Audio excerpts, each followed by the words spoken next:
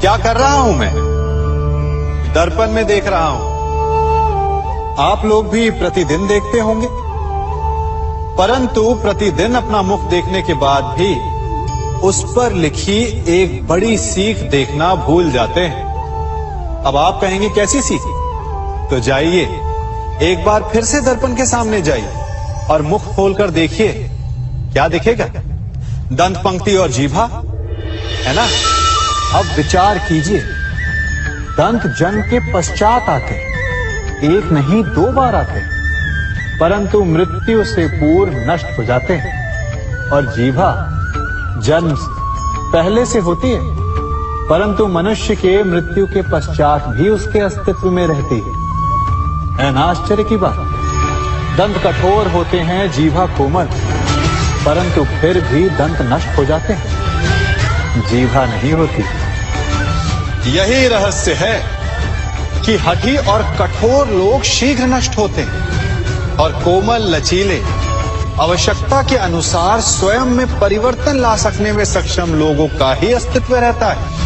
अर्थात परिस्थितियों के अनुसार स्वयं को लचीला बनाना सीखिए और आपका जीवन सरल हो जाएगा।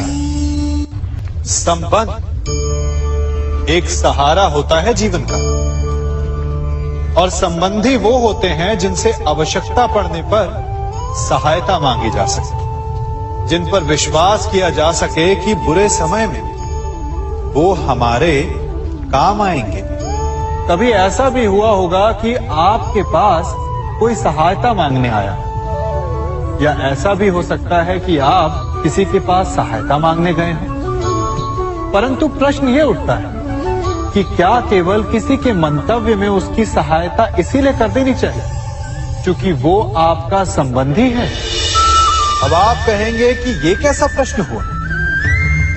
तनिक सोचिए, एक अस्त्र बनाने वाला जब अस्त्र बनाता है तो ये अस्त्र किसको देना है उसका अधिकार उसी के पास होता है। वो चाहे तो ये अस्त्र किसी को भी दे सकता है, वो एक सैनिक को भी दे सकता है या एक डाकू को भी, और यही अस्त्र 2 भिन्न कार्य कर सकती है। यदि डाकू के हाथों में आ गई तो उसका भय दिखाकर वो लोगों को लूटेगा, निरपराधों का रक्त बहाएगा। सहायता करने वाले की भी अवस्था ऐसी ही होती है। इसलिए किसी की सहायता करने से पूर्व ये विचार कर लेना आवश्यक है कि किसे क्या, कब और कितनी सहायता देनी चाहिए कि उसका दुरुपयोग ना हो। यदि आपकी सहायता से कोई अधर्म हुआ तो उसके उत्तरदायी आप भी होंगे।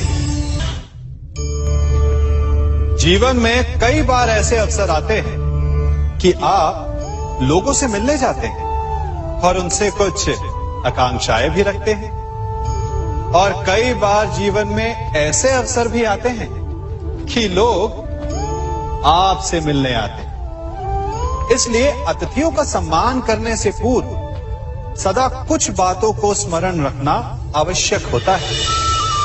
यदि कोई आपके पास मिलने आता है तो उसके 3 कारण हो सकते हैं।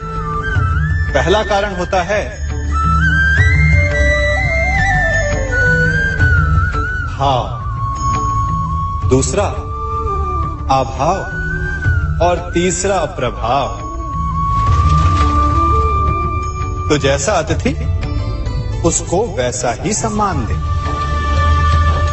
यदि आपके पास कोई भाव से आए तो उसे केवल आपका प्रेम चाहिए, आपका सानिध्य चाहिए, और यदि कोई अभाव में आया तो उसकी उतनी सहायता अवश्य करें जितना आप करने में सक्षम हो, परंतु इतनी अधिक भी ना करें कि वो उस सहायता का दुरुपयोग कर बैठे।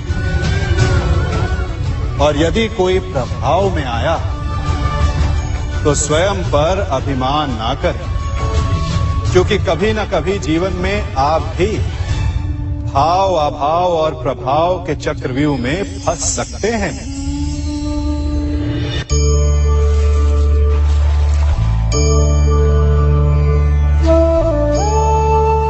यदि जल को मुट्ठी में कसकर बांधें, तो जल कैसे अपना मार्ग बनाकर निकल जाता है? इसी धारा की भांति यही अवस्था हमारे अपनों के साथ भी होती है। अधिकतर हम जिनसे प्रेम करते हैं, हम सदा उन्हें अपने समीप रखना चाहते हैं, स्वयं से दूर नहीं होने देना चाहते। चिंता करते हैं, भय खाते हैं कि कहीं उनके साथ या उनसे कुछ बुरा घटित ना हो जाए, और ऐसे में हमारे अपने ही हमसे दूर हो जाते हैं, ठीक मुट्ठी में बंधे जल की भांति। इसलिए जिनसे आप प्रेम करते हैं, उन्हें स्वतंत्र कर दीजिए, उनकी सोच को स्वतंत्र बनने दीजिए, उन्हें अपने मार्ग स्वयं ढूंढने दीजिए, क्योंकि आप सदा उनके साथ उन्हें मार्ग दिखाने के लिए नहीं रहने वाले। इसलिए अपनों के साथ अवश्य रहें, परंतु उन्हें बांधे नहीं। जन्म के पश्चात बालक जब पहली बार अपने नेत्र खोलता है, तो उसका मन उत्सुकता से भरा होता है कि ये संसार क्या है, उसे क्या दिख रहा है। ये उसके जीवन का नया आरंभ होता है। परंतु जैसे हम धीरे धीरे बड़े होने लगते हैं, अनुभव अर्जित करते हैं, हमारे मन की उत्सुकता, हमारे जीवन का चाव होने लगता है।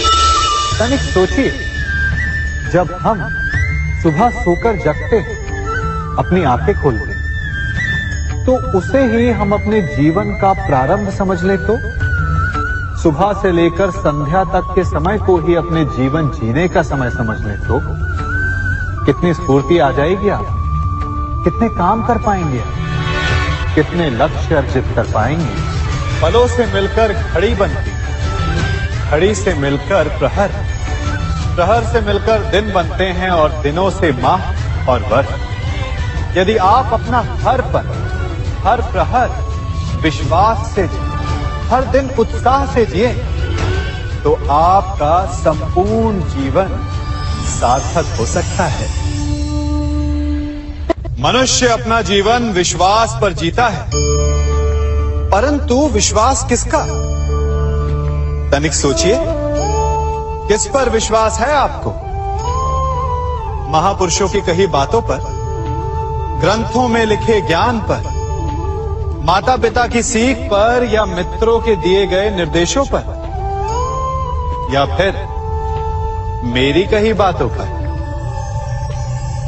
ये सब विश्वास अपूर्ण है जब तक आपको स्वयं पर विश्वास ना हो। यदि विश्वास करना है तो पहले अविश्वास करने के विज्ञान को भी सीखना चाहिए। आप किसी की बातों पर विश्वास न करें, आप अपने मन से पूछें, अपनी अंतर आत्मा से प्रश्न करें, और जो उत्तर मिलेगा वही सबसे उचित होगा। जब आप अपने मन, अपनी अंतरात्मा पर विश्वास करना सीख जाएंगे, तो नीति ज्ञान सब आपके भीतर से स्वतः उमड़ेगा। और यदि आप स्वयं पर ही विश्वास ना कर पाए, तो धर्म ग्रंथों में लिखे श्लोक, महापुरुषों की वाणी, माता पिता की सीख या मित्रों का निर्देश कोई भी लाभ नहीं दे पाएगा। एक पिता होने के नाते आप अपनी संतान के लिए क्या करते हैं? उसके लिए बहुत सारी सुविधाएं जुटाते, बहुत सारा धन कमाते हैं ना? और क्या आपको ऐसा लगता है कि यही उचित है आपकी संतान के लिए? इस पंछी को देख रहे हैं, ये भी संतान को जन्म देता है, उन्हें पालता है, पोसता है, उड़ना सिखाता है और भोजन का प्रबंध भी करना सिखाता है। परंतु उनके बड़े हो जाने के बाद उनके लिए अलग से घोंसला नहीं बनाता। क्यों? क्योंकि यदि इसने संतान को सब कुछ करके दे दिया, तो संतान क्या करेगी? वो अपनी संतान को तब तक भोजन कराता है जब तक उसकी संतान स्वयं भोजन का प्रबंध करने में सक्षम नहीं हो जाती। और उसका लाभ यह मिलता है कि उसी की भांति उसकी संतान आत्मनिर्भर बनती है। इसलिए अपनी संतान को उतनी ही सुविधाएं दें जितनी आवश्यक है। मोह को त्यागें।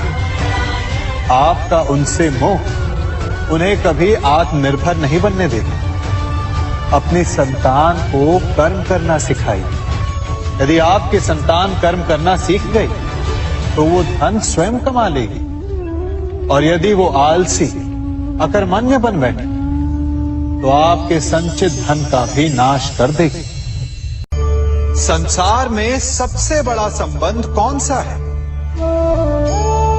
अब आप पूछेंगे कि यह कैसा प्रश्न हुआ? इसका उत्तर तो बड़ा सरल है, यही ना?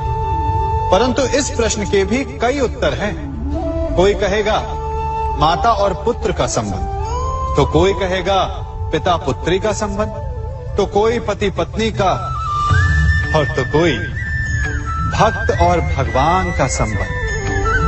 परंतु तनिक गहराई से देखेंगे तो पाएंगे कि ये सारे संबंध या तो जन्म से जुड़े होते हैं, या समाज में बना दिए जाते हैं, या फिर किसी आकांक्षा के चलते बनते हैं। तो सबसे बड़ा संबंध कौन सा होता है? उलझ गए ना? सबसे बड़ा संबंध होता है मित्रता का, क्योंकि मित्र हम स्वयं चुनते हैं, जिसमें ना कोई आकांक्षा होती है, ना ही कोई स्वार्थ छिपा होता है।